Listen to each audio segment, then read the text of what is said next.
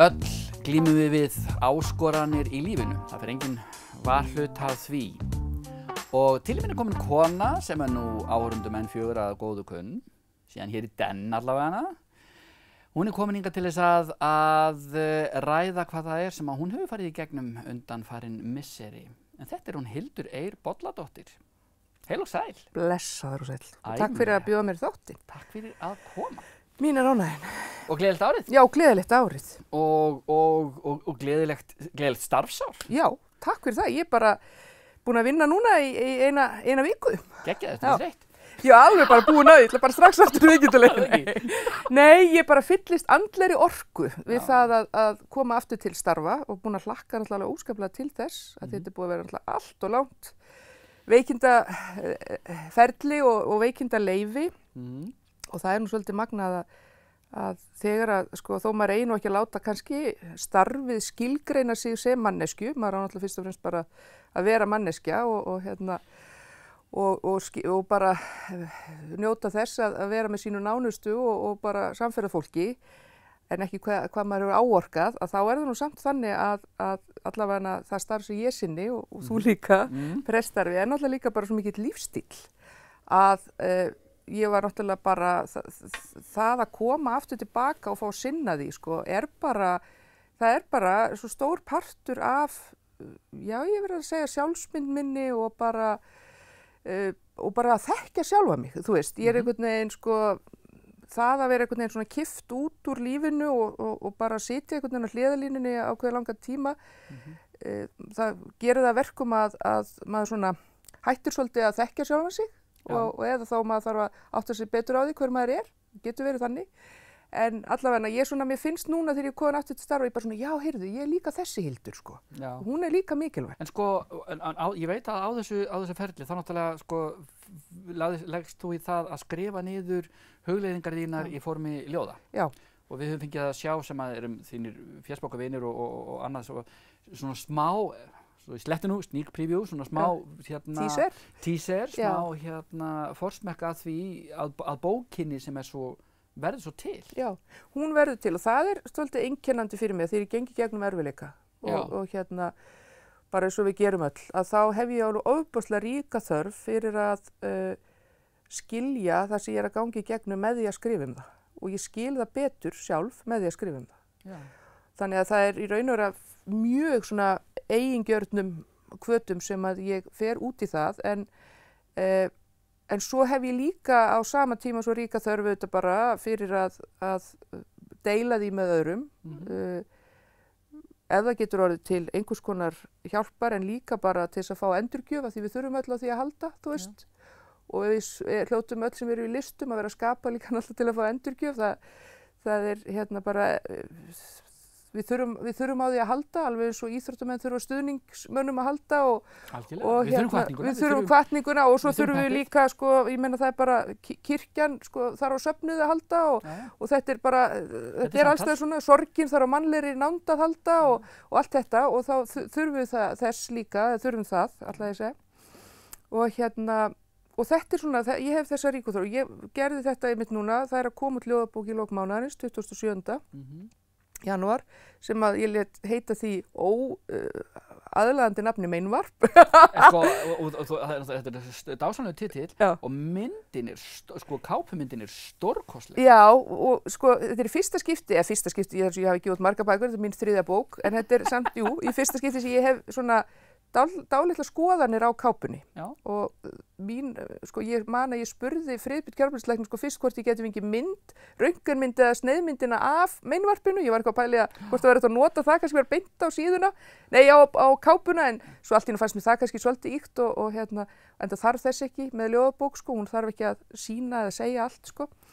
Þannig að eina sem ég bað var að, heyrðu, væri hægt að hafa eitthvað svona eins og að væri röntgenmynd og þá gerur hún Alexandra Búhl sem að býr til kápuna þessa frábæru mynd sem röntgenblóm einhvern veginn svona, eða já, þú veist, sem getur samt, svolítið svona margræð mynd, sko, gæti líka verið Meinvarp á mynd, sko, af því það kemur svolítið þannig út þegar þú horfir á Meinvarp á röntgenmynd, sko.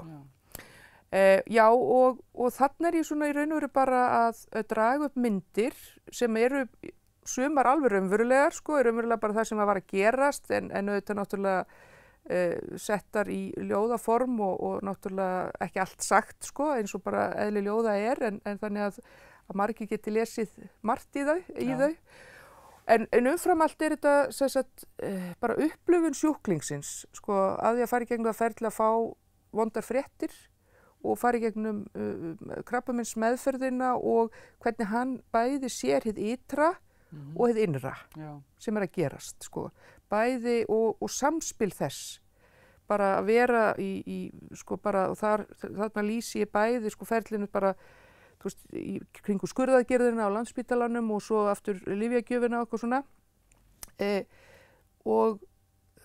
Og sum ljóðin eru bara mjög knöpp, sko, sérstaklega lyfjagjafa hérna ljóðin, sko, eru öll bara mjög knöpp og þetta svona í raun og veru, já, ég held allavega þeir sem hafa gengið gegnum eitthvað svipað geti mjög vel kannski tengt, sko. Sko, ég ætla að mynda að segja það, ég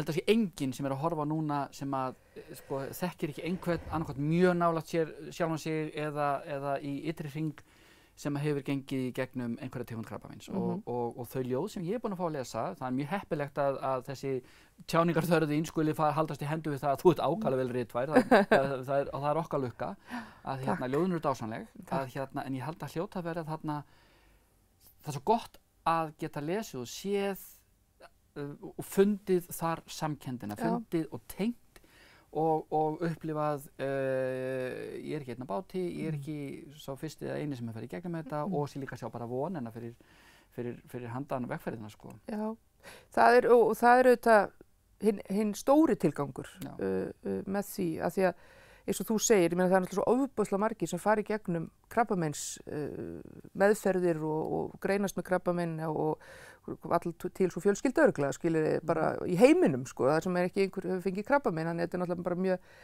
mjög þekkt allt saman, en og kannski mín vegferð ekkert eitthvað sérstök eða einhvern veginn þannig, jú, þetta er náttúrulega vegferð hversu eins að því hann tekst á við það bara eins og hann er sem persóna, þá er hún sérstök, en við höfum ekkert öll þörf fyrir að setja orð á svona reynslu og ef maður hefur þörf fyrir það, sko, að þá held ekkert, sko, maður á að gera það, skilurðu, vegna þess að það er ekki til þess að, sko, segja eitthvað, ég er einstök, ég hef fengið þetta, skilurðu, heldur meira til þess að, sko, lýsa hvað gerist þitt innra til þess að rjúfa, bara eins og ég hef nú oft talað rjúfa ákveðna einsemd, vegna þess að þegar maður verður veikur, þá er þetta grunntilfinningin sem skapast, grunnerfiðatilfinningin er einsemdin. Hún er einsemdin, sko, að vera einhvern veginn, sko, kippt út, einsemdin að auðvitað eru allir tilbúnir að hjálpa og vera til staðar, en enginn getur samt borið þetta, þú verður að bera þetta, skilurðu. Og svo kannski líka einsemdin þegar maður hugsa, hefur kannski minni deyja, þú veist, og þá er ég að fara í eina að yfirgefa allt mitt. Akkurat. Og það, sko, ég meina, það er enginn sem fær svona alvarlegar fréttir sem ekki fer að velta fyrir sér hvort hann sé að fara að deyja og hvernig það verði allt saman. Og þó að það sé ekki endilega, sko, nú á ég mjög, sko, ríka og sterka trú og upprýsu trú, sko, og trú á það að ég veit ekki nákvæmlega hvað tekur við, eins og Sigurbjörn Einarsson orðaði að ég veit að Guð tekur við mér þegar ég dey, að þá samt, sko, tilhugsun að deyja er auðvitað, sko, henni fylgir einsemd, sko, að því ég er að fara að yfirgefa allt sem ég þekki og fara inn í hið ókunna ef það gerist og þegar það gerist. En er það ekki beinlínis kannski hræðsla með það sem tekur við, heldur miklu verk að það er það sem skilur eftir? Ja, nákvæmlega þannig.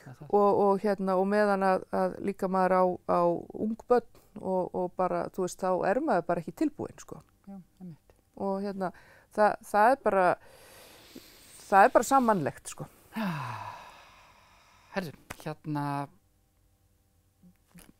hjartanlega til að hamingju með bókina. Takk fyrir. Og ég hlakka til að fá að sjá og lesa meira þegar hún kemur. Já, það færði að gera. Hvað ætla að gera um helgina? Heyrðu, ég ætla að vera með, takk fyrir að spyrja, við Eyþór Ingi Jónsson, organist, ætlum að vera með helgistund í streymi frá Akureyrarkirkju klukkan 11 á sunnudaginn. Þannig að fólk getur stillt inn á það og hérna ef það langar að sjá fésið á kellingunni eftir svona langan tíma þá ætlum ég að vera þar með hugleiðingu og svona og svo verður fögur tónlist. Þetta verður bara svona stutt stund á netinu. Svona hugulegheit. Já, svona hugulegheit af því að við getum ekki verið með út af dollu, út af svolítið þreyttu, dæmi sem ég ætla ekki að nefna á nafna því að við erum svolítið þreytt að því, að þá getum við ekki verið með opna kirkju á sunnudaginn. Þannig að þú segir bara stay tuned á sunnudaginn. Segi það. Hjartans þakki fyrir komuna. Gott að fá þig aftur. Ég mæli fyrir mína hönd og ákala margra annar. Takk fyrir það og gott að vera komin. Við sjáumst handa við næsta horn.